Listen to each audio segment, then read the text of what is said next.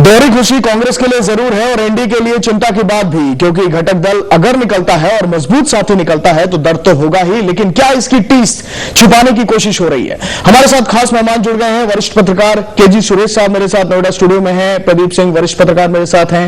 इसके अलावा पटना से आरजेडी नेता आलोक मेहता और बीजेपी प्रवक्ता रामकिशोर सिंह मेरे साथ जुड़े हुए हैं। बहुत बहुत स्वागत है आप सभी का।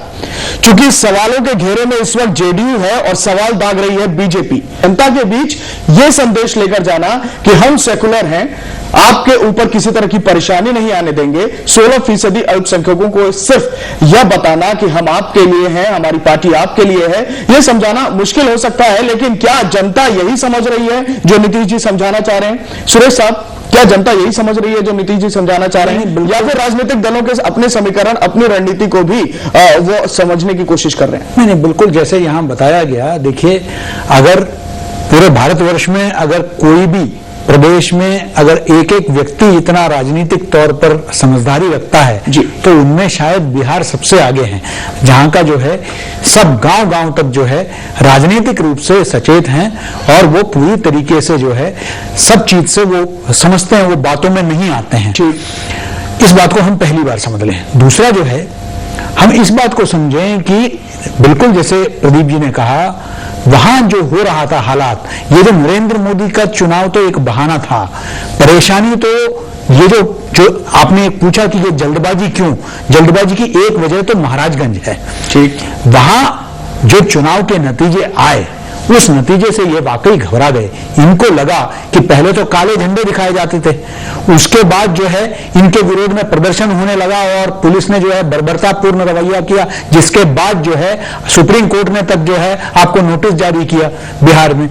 तो उसके बावजूद जब उन्होंने देखा कि जनता के बीच में जो है वहां लोग अब चुनाव में भी जो है पार्टी को जो है हराने लगे हैं, और जो लालू प्रसाद यादव जिनके राष्ट्रीय जनता दल को लोगों ने जो ठुकरा दिया था, उसको फिर से समर्थन देने लगे हैं, तो इनको लगा कि अब जो है इस सब मुद्दों से इनका नजर हटा दिया जाए और उनको पूरी तरीके से सेक्युलरिज्म के डिबेट में डाल दिया जाए। देखिए, 2002 में जब वहां गुजरात में जब जो भी हिंसा हुआ, उसके बाद वो बने रहे केंद्र में मंत्री, बिल्कुल वो बिल्कुल नहीं हटे, बिल्कुल। और आज ये जो सेक्युलरिज्म का और पूरा इस दौरान नरेंद्र मोदी वहां रहे और वहां कई घटनाएं हुई, लेकिन उसके बावजूद आपने कभी भी जो इन मुद्दों को कभी नहीं उठाया और तीसरी बार चुने जाने पर भी नहीं उठाया। नहीं है सुरेश जी कि ये मुद्दे उस समय नहीं उठे थे, 2005 के समय भी ये मुद्दा उठा, बिल्कुल, और जब लालू प्रसाद यादव ने मुद्दा उठाया था, बकायदा किशनगंज में उन्होंने सीडी भी बांटी थी, बिल्कुल। और बड़े इंटरेस्टिंग चीज यहां ये भी है कि देखिए, अगर आप ये फेडरल फ्रंट की भी बात कर रहे हैं, और उन्होंने ये भी देखा कि वो चाहे कुछ भी कोशिश करें, उनमें सबसे ज्यादा इन सभी मुख्यमंत्रियों में सबसे कमजोर वो है, क्योंकि उनके पास एक साधारण बहुमत भी नहीं है अपने आप में। तो वो एक ऐसा स्थिति अपने आप में बहुमत बनाना चाहते हैं, ताकि अपने आप को एक ताकतवर मुख्यमंत्री दिखाना चाहते हैं, बहुत जिस तरीके से तृणमूल कांग्रेस की ममता बनर्जी और नवीन पटनायक के साथ ये बहुत चिंता वाली भी बात है कि दबाव में अगर वो अपने आप को कमजोर समझने की कोशिश कर रहे थे और ये फैसला इतनी जल्दबाजी में लेना था, तो एक ऐसा समय भी मुफीद हो सकता था जहां जनता को समझाने के लिए एक अच्छा खासा समय मिलता। 1 साल से भी कम समय 2014 के लिए। केजी सुरेश साहब, ये एक बात जो सीपी ठाकुर साहब ने बीच में कही कि ये अपने एम्बिशंस का टकराव है, क्या मोदी के डेवलपमेंट के गुजरात मॉडल के पैरेलल एक अपना मॉडल खड़ा करने की कोशिश करना और ये दिखाना कि ये ज्यादा इंक्लूसिव है, और उसके बाद ये लगने लगा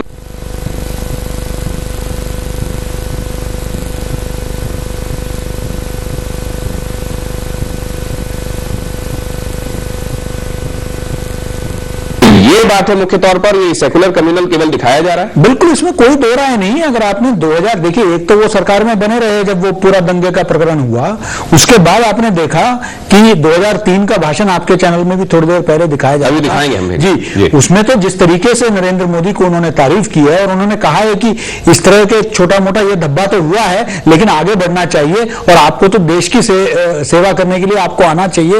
वो तो नरेंद्र भाई को जो है किस तरीके से वो तारीफ किए जा रहे थे। तो इससे बिल्कुल क्लियर होता है, दो बातें स्पष्ट होती है।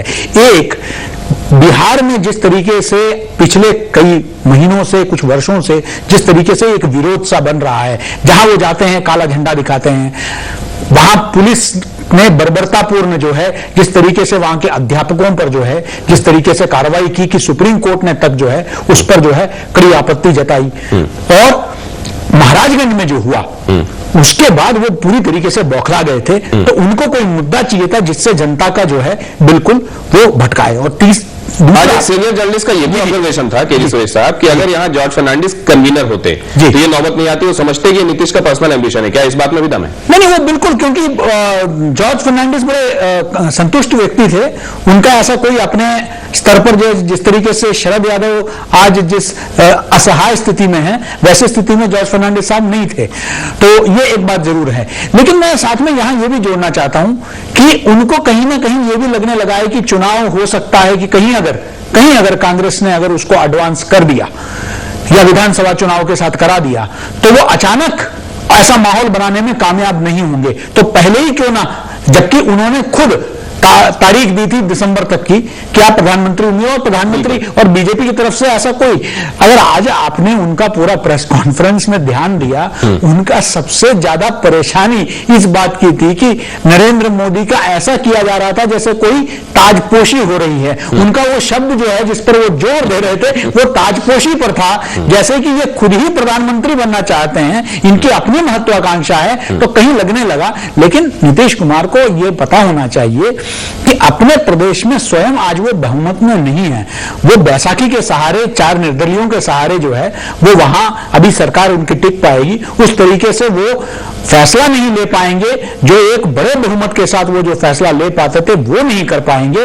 और वही नहीं, आज उनके सामने सबसे बड़ी चुनौती जो बनकर आएगी वो जो ये 91 जो बीजेपी के जो विधायक हैं, ये आज मुख्य विपक्ष के भूमिका में वहां जो आएंगे वो उनके लिए कठिनाई बढ़ाने वाली है। तो ये जो फैसला है ये चाहे किसी को सूट करे ना करे, इस बात को हम न भूलें कि जैसे अखिलेश जी ने बताया कि ट्राइड एंड टेस्टेड वाली बात है, उसमें कांग्रेस कम से कम इनको, उनका और रजत का जो संबंध है वो तो नहीं टूटने वाला है। दूसरी बात, ये जो अवसरवाद है नीतीश कुमार का, इसको वहां के मुसलमान पहचानते हैं।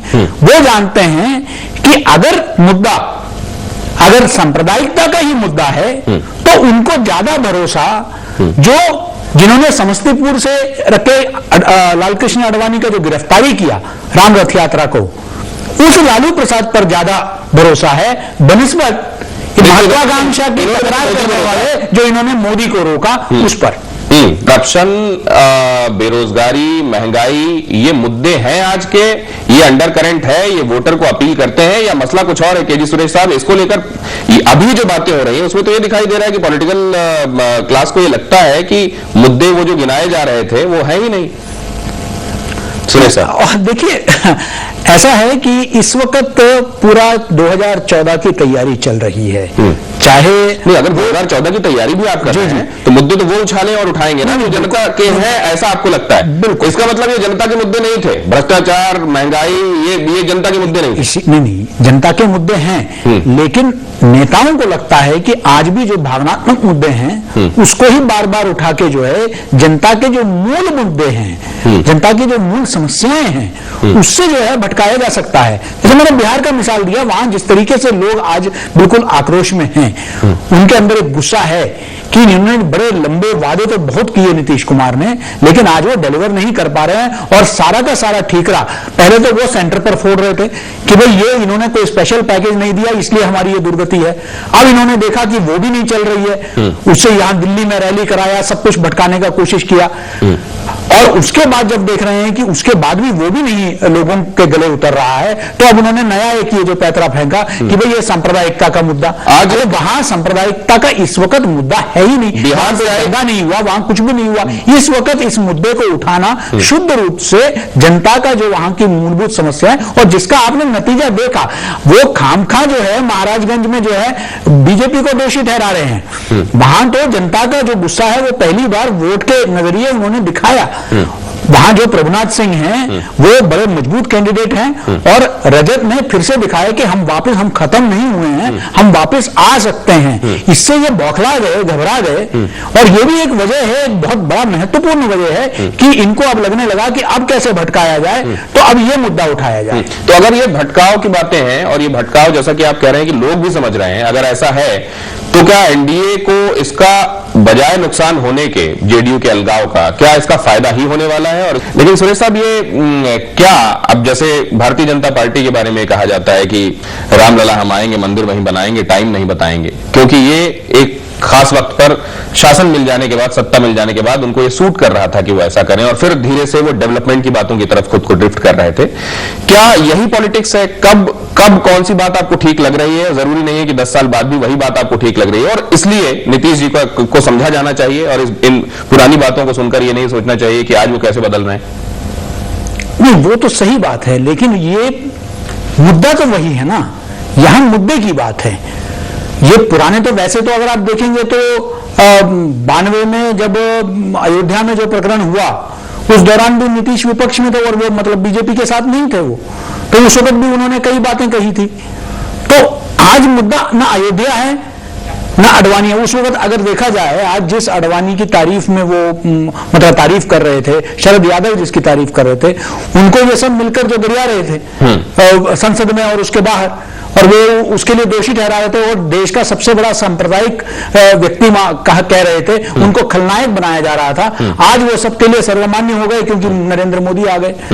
तो वो तो खैर समझ में आता है कि अगर वो मुद्दा, पुराने मुद्दों को अगर हम लेके चलते, यहां तो केंद्रीय मुद्दा वही है जिस पर ये हट रहे हैं, समर्थन वापस ले रहे हैं, एनडीए से हट रहे हैं, अपने मंत्रियों को निष्कासित कर रहे हैं। उसका सबसे बड़ा कारण ये बता रहे हैं कि 2002 में दंगे हुए थे, और जिसके वजह से ऐसे व्यक्ति को केंद्र में नहीं आना चाहिए, उनको जो है राष्ट्रीय स्तर पर नहीं लाना चाहिए, इसी वजह से हम हट रहे हैं। जो हवाला दिया जा रहा है जिस वजह का, उसी वजह पर उन्होंने बात कही, और उन्होंने ये भी जोड़ा नरेंद्र भाई के आने वाले दिनों में देश को भी जरूरत होगी। बिल्कुल, उन्होंने कहा उनको आगे आना चाहिए, देश की सेवाएं जो है उनको प्राप्त हो, ये वो चाहते हैं। और उन्होंने यहां तक कह दिया कि ये धब्बा है, इससे आगे बढ़ने की जरूरत है, यहां विकास का बहुत तारीफ किया। साहब, अब क्या होगा? ये लगता है फिलहाल लालू को बहुत चिंता हो रही होगी। एक तो वोट बैंक भी गया, दूसरे इधर जो कांग्रेस का साथ मिला हुआ था, अगर नीतीश उधर चले जाते हैं तो क्या ये कायम रहेंगे? ये तो बड़ी दुश्वारी होगी। बिल्कुल बहुत ही निश्चित थे अभी तक, और चुनौती देते थे नीतीश कुमार को कि बताइए। अब तो नरेंद्र मोदी वो भी बन गए, उन्होंने भी शायद सोचा नहीं था कि ऐसा कदम उठाया जाएगा। अब बिल्कुल बौखला गए हैं वो, क्योंकि एक तो मुस्लिम वोट जो है, क्योंकि अगर वो अभी तक श्रेय लेते रहे हैं कि समस्तीपुर में रख के उन्होंने गिरफ्तारी दी, गिरफ्तारी लालकृष्ण आडवाणी की जिसके वजह से वो जो सेकुलरिज्म के जो है बड़े हाँ बिल्कुल वो रहे, तो यहाँ अब उन्होंने मोदी को जो है दिल्ली तक पहुंचने से रोकने का प्रयास किया। तो अब नीतीश वो श्रेय लेंगे और मुस्लिम मतदाताओं को अपनी तरफ रिझाने का पूरा प्रयास करेंगे। और दूसरा, क्योंकि वो सत्ता में है और उनके पास मीडिया में ऐसा आ गई है कि इसको लालू यादव कॉपी करा के लोगों में ना बांट दें। बिल्कुल, वो तो पूरी तरीके से कोशिश करेंगे कि आप किस तरीके से इनका सेकुलरिज्म को एक्सपोज करें, और ये कहने का प्रयास करें कि उन्होंने कभी समझौता नहीं किया। अभी जो गिनवाए जा रहे थे वो सब जो है, जो अयोध्या प्रकरण के पहले की बात है, जब कोई उनका संबंध रहा होगा, लेकिन वो भले उसको तुष्टीकरण कहें या उसको जो है सेकुलरिज्म कहें, इसमें कोई दो राय नहीं कि लालू ने कभी जो है ऐसा समझौता नहीं किया है, कभी वो बीजेपी के साथ दिखाई नहीं दिए हैं।